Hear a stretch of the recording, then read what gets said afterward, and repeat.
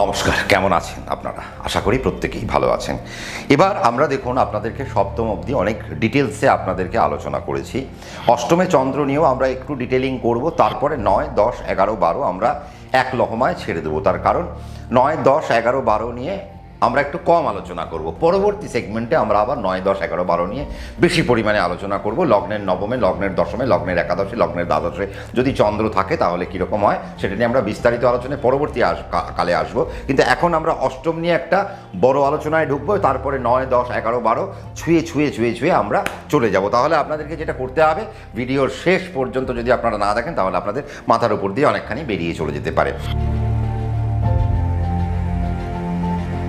আমি আপনাদেরকে প্রথম যেটা বললাম, যখন আমরা 6 নম্বর ভাব আমরা আলোচনা করেছি, তখন আমি কি বলেছি যে চন্দ্রের অবস্থান দুটো জায়গায় প্রচণ্ড নেগেটিভ। একটা হচ্ছে ষষ্ঠে চন্দ্র আর একটা হচ্ছে অষ্টমে চন্দ্র। থার্ড যে পার্টটাকে দেওয়া হয়েছে সেটা হচ্ছে দ্বাদশভাবে চন্দ্র। দ্বাদশভাবে চন্দ্র যদি থাকে তাহলেও কিছুটা নেগেটিভিটি জাতক জাতিকারা জীবনে পেয়ে থাকেন।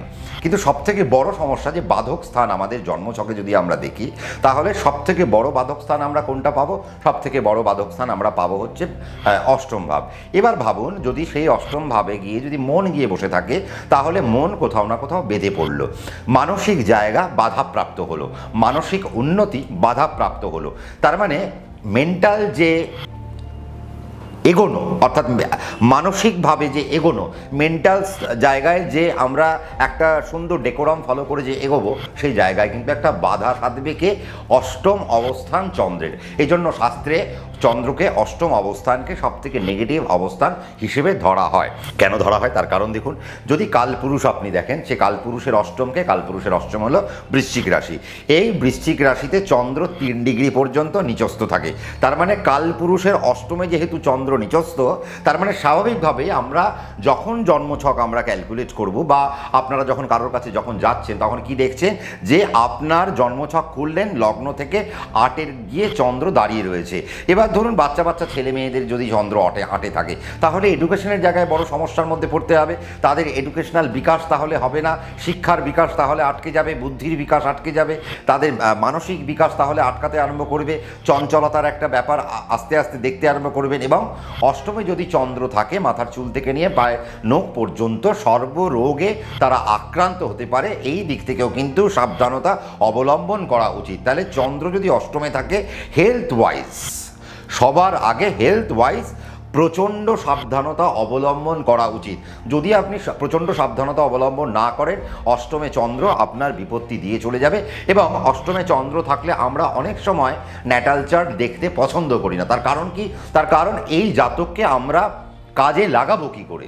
অর্থাৎ আপনি তো এসছেন আপনার বাচ্চাটাকে নিয়ে, আপনার তো অনেক আশা যে দাদা আমার বাচ্চাটাকে আমি মেডিকেলের দিকে নিয়ে যাব, বা টেকনিক্যালের দিকে নিয়ে যাব, বা একটা ভালো পড়াশোনার দিকে নিয়ে যাব। অষ্টমে যদি চন্দ্র থাকে তাহলে কিন্তু আমাদেরও সেই সমস্ত বাচ্চাদের লাইনে আনতে একটা সমস্যার আমাদেরকে পেতে হয়। তার কারণ 8th হাউসে মুন গিয়ে কানেক্টেড, এবং কালপুরুষের চক্রেও সেই মনকে আমরা অষ্টমে নিচস্থ পাচ্ছি। কাজেই আমাদের শাস্ত্র বলছে যে অষ্টমে চন্দ্র থাকলে সেটি বাধাপ্রাপ্ত চন্দ্র, বাধক চন্দ্র। তাহলে এই চন্দ্রের অনেক ডেভেলপমেন্ট দরকার। যদি সেই চন্দ্রের ডেভেলপমেন্ট হয়, তবেই জাতক বা জাতিকা উচ্চ মার্গের জীবন পেতে পারেন। এটা হলো প্রথম কথা। কিন্তু অষ্টমে যদি চন্দ্র থাকে, আমি সাধারণভাবে দেখি, বা আমার গুরু যা শিখিয়েছেন সেটা যতটা আপনাদেরকে শেয়ার করতে পারি আর কি, যতটা মানে বাধ্যবাধকতার মধ্যে, অনেক তো এখানে বাধ্যবাধকতা থাকবে, সব তো বলা যাবে না। তো আমার মাস্টারমশাই বা আমাদের গুরুদেব যা শিখিয়েছেন, তিনি বলছেন যে চন্দ্র যদি অষ্টমে থাকে, তার বুদ্ধির বিকাশ যদি কমও হয় ঠিক আছে, কিন্তু ম্যাক্সিমাম পার্ট দেখা যায় অনেকের বুদ্ধির বিকাশ অনেক বেশি। এবং অষ্টমে চন্দ্র থাকলে তাদেরকে ক্যালকুলেট করা এত ইজি না। তার কারণ এটি মহাকাশের চন্দ্র। হ্যাঁ, এখানে নিচস্থ কেন? তার কারণ এত বড় একটা জায়গা, এত বড় একটা এরিয়া, সেই জায়গায় চন্দ্রকে ডমিনেট করাটা ভীষণ একটা সমস্যার একটা ব্যাপার। এবার যেহেতু অষ্টমে চন্দ্র, তার মানে অষ্টমে চন্দ্র এরা একটু যারা হাটকে হয়, অর্থাৎ আর 5 জনের মতো এরা চিন্তা ভাবনা রাখে না। অর্থাৎ ভিড় যেদিকে হেঁটে যাচ্ছে, অষ্টমে চন্দ্র থাকলে তারা তার বিপরীত দিকে হাঁটতে চায়। এরা এমন কোনো ট্রেড তৈরি করতে চায়, বা এমন কোনো ট্রেন্ড তৈরি করতে চায়, বা অষ্টমে চন্দ্র আপনি বলতে পারেন ট্রেন্ড সেটার। এক কথায় এরা ট্রেন্ড সেট করে চলে যাবে, আমি এমন কিছু করব যা আর 5 জন ভাবতে পারেনি। তার মানে অষ্টমে চন্দ্রের এটা কিন্তু একটা বিরাটতা। তার মানে আপনার মধ্যে, আপনার জন্মছকে যদি চন্দ্র অষ্টমে থাকে, আপনি যদি চন্দ্রকে সেই বিরাটতার জায়গায় নিয়ে যেতে পারেন, আপনি কিন্তু দারুণ একটা জায়গা অ্যাচিভ করতে পারবেন। এবং আমাদের গুরুদেব যেটা বলেন সেটা হচ্ছে যে চন্দ্র যদি অষ্টমে থাকে তাহলে সেই জাতক জাতিকার মধ্যে রিসার্চ করার ক্ষমতা বেড়ে গেল, সেই জাতক জাতিকার এডুকেশনাল কোয়ালিটি অনেক হাই জায়গায় পৌঁছে যেতে পারে, এরা ভালো ডাক্তার হতে পারে। এবং ডাক্তারের তো বিভিন্ন ট্রেড আছে, মানে কে কোন ডিপার্টমেন্টে যাবে, কেউ হার্টে চলে যেতে পারে, কেউ হয়তো গাইনোকোলজিতে চলে যেতে পারে, কেউ হয়তো সাইকোলজিতে চলে যেতে পারে, এইরকমভাবে বিভিন্ন ডিপার্টমেন্ট, কেউ নিউট্রিশনে চলে যেতে পারে। তার মানে চন্দ্র কোন তত্ত্বে বসে রয়েছে সেই তত্ত্ব ওয়াইজ জাতক জাতিকা যদি মেডিকেল জায়গাকে যদি কানেক্ট করতে পারে, মেডিকেল প্যারামেডিক্যাল বা মেডিকেলের বিভিন্ন যে সমস্ত জায়গা রয়েছে সেই সমস্ত জায়গা নিয়ে যদি পড়াশোনা করতে পারে বা কাজবাজ করতে পারে, তাহলে এরা একটা টপমোস্ট জায়গায় চলে যেতে পারে। আর চন্দ্র অষ্টমে থাকলে মনের ব্যায়াম করাটা খুব প্রয়োজন, মনকে নিয়ন্ত্রণ করাটা খুব প্রয়োজন, নইলে আপনার ওই বলেছি মাথার চুল থেকে নিয়ে পায়ের নখ পর্যন্ত সব রকম রোগ হতে পারে। এবং চন্দ্র অষ্টমে থাকলে পেটের প্রবলেম, বুকের প্রবলেম, আর্থারাইটিসের প্রবলেম, সাইনাটাইটিসের প্রবলেম, মাইগ্রেনের প্রবলেম, এবং এক একটা তত্ত্ব ওয়াইজ সে কিন্তু সমস্যার মধ্যে আপনাদেরকে ফেলে দেবে। অগ্নিতে একরকম তত্ত্ব দেবে, একরকম ফল দেবে, পৃথ্বীতে একরকম ফল দেবে, যদি বায়ুতে থাকে আরেক রকম ফল দেবে, যদি জলে থাকে সে আরেক রকম ফল দেবে। তার মানে এইভাবে আপনার অষ্টম কোন তত্ত্বের আন্ডারে পড়ছে সেই তত্ত্ব ওয়াইজ চন্দ্র আপনাকে কীরকম দিকে নিয়ে যেতে পারে।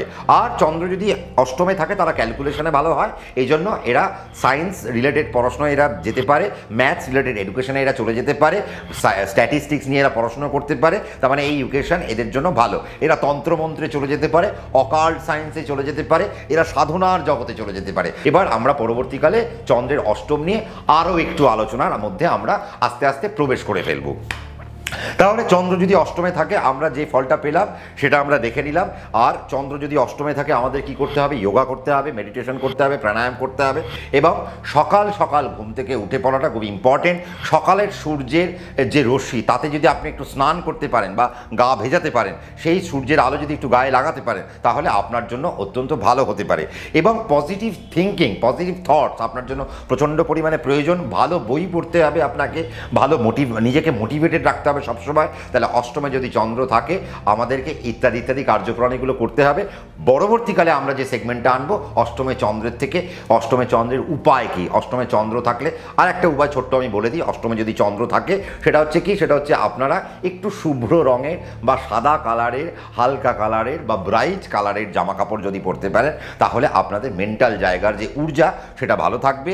এবং আমি বলি চন্দ্র অষ্টমে থাকলে খুব অল্প বয়সে দীক্ষা নিয়ে নিতে হয়, এবং গুরুর যে মার্গ সেই মার্গ অনুযায়ী আপনাদেরকে পথ চলতে হয়। অষ্টমে চন্দ্র থাকলে সাত্ত্বিক আহার প্রচণ্ড পরিমাণে প্রয়োজন। যদি আপনি হাই এনার্জেটিক আহার যদি আপনি করে ফেলেন, তাহলে চন্দ্র কিন্তু চপলতার আকার নিয়ে নেবে, চঞ্চলতার আকার নিয়ে নেবে, আপনার স্টেবিলিটি নষ্ট করে দেবে। শেয়ার মার্কেটে ইনভেস্ট করতে গেলে বুঝে শুনে আপনাকে একটু ইনভেস্ট করতে হবে। নিশ্চয়ই আমরা পরবর্তীকালে আরও আলোচনায় আসবো, কিন্তু তার জন্য যেটা করতে হবে আপনাকে কমেন্ট করতে হবে, লাইক করতে হবে, শেয়ার করতে হবে। আর যেটা করলে আমি আরও অনেক কিছু বলবো সেটা হচ্ছে আপনাকে সাবস্ক্রাইব করে ফেলতে হবে, নোটিফিকেশান বেল প্রেস করতে হবে। তাহলে আমি আমার যখনই ভিডিও দেবো তার নোটিফিকেশান আপনার কাছে পৌঁছে যাবে, আপনি সেই ভিডিও এনজয় করতে পারবেন। আজকে এ পর্যন্তই। আগামী পর্বে ঠিক রাত্রি 9টায় সম্রাট দা হাজির থাকছে, আপনারাও হাজির থাকছেন সেই আশা নিয়ে আজকে আসছি। নমস্কার।